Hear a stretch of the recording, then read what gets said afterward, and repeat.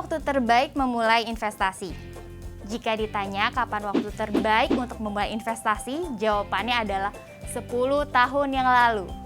Ya, karena jika kita sudah mulai melakukan investasi dari 10 tahun lalu, tentunya sekarang kita sudah bisa hidup lebih nyaman. Lalu, kapan waktu terbaik kedua untuk memulai investasi? Jawabannya adalah sekarang. Ya, sekarang.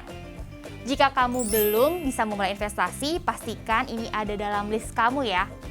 Segala sesuatu itu butuh proses. Jangan sedih kalau kamu belum bisa memulai investasi hari ini. Karena orang sukses biasanya memiliki pemahaman penting tentang menabung, pengetahuan dasar tentang investasi itu sendiri, dan juga bagaimana cara mengelola resiko dalam berinvestasi. Idealnya, orang akan memulai dari terbiasa dan disiplin dalam menabung, menyisihkan uang untuk dana darurat 6-12 bulan sesuai dengan gaya hidup mereka, barulah mereka bisa memulai untuk menyisihkan dana investasi. Ayo, siapa yang di sini berpikiran harus punya dana yang banyak untuk berinvestasi? Tentu saja tidak. Investasi beragam sekali jenisnya, dan untuk nominal awal memulai investasi pun sangat beragam. Kamu bisa cari instrumen investasi yang bisa dimulai dengan dana kecil. Karena memulai dengan dana kecil itu lebih baik daripada tidak sama sekali sobat milenial. Jika kamu menunda-nunda, tentunya ada harga yang harus kamu bayar. Ini dinamakan cost of delay. Biasanya mengilustrasikan 3 orang yang melakukan investasi dalam jumlah dan presentasi return yang sama, namun dalam jangka waktu yang berbeda. Tentunya, orang yang melakukan investasi lebih lama mendapatkan return yang jauh lebih tinggi. Jadi, jangan tunda-tunda ya. Sobat milenial, memulai investasi tidak melulu harus modal besar atau memilih instrumen yang rumit ataupun ribet. Ada beragam instrumen investasi yang dapat dipilih oleh sobat milenial. Apapun instrumen investasi yang dipilih, ada baiknya disesuaikan dengan profil resiko.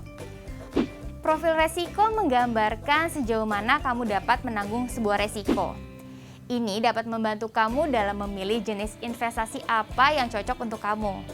Nah, sobat milenial, cocoknya investasi apa ya?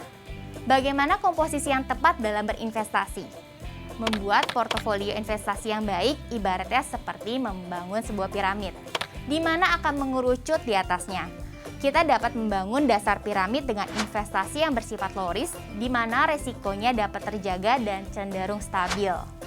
Mengapa kita tidak memulai dengan investasi yang high risk? Karena kita akan seperti membuat fondasi di atas pasir yang bisa hancur kapan saja. Setelah membuat fondasi yang kuat, hasil investasi yang kita dapatkan dapat kita bagi ke dalam investasi resiko sedang, di mana kita sudah lebih bijak untuk memilih investasi dan dapat melakukan manajemen risiko lebih baik. Di tahap ini barulah kita dapat memulai untuk investasi dengan risiko tinggi. Jadi gambarannya terlihat ya segitiganya. Dengan investasi rendah yang paling banyak, menengah barulah investasi risiko tinggi di segitiga paling atas. Dari mana dananya? Tentu baiknya adalah dari hasil investasi lagi. Jadi, sobat milenial selain harus disiplin dalam menabung, juga perlu disiplin untuk melakukan reinvest atau investasi ulang atas hasil investasi yang kita terima. Mari kita tunda kesenangan kita sejenak untuk dapat menikmati hasil secara maksimal.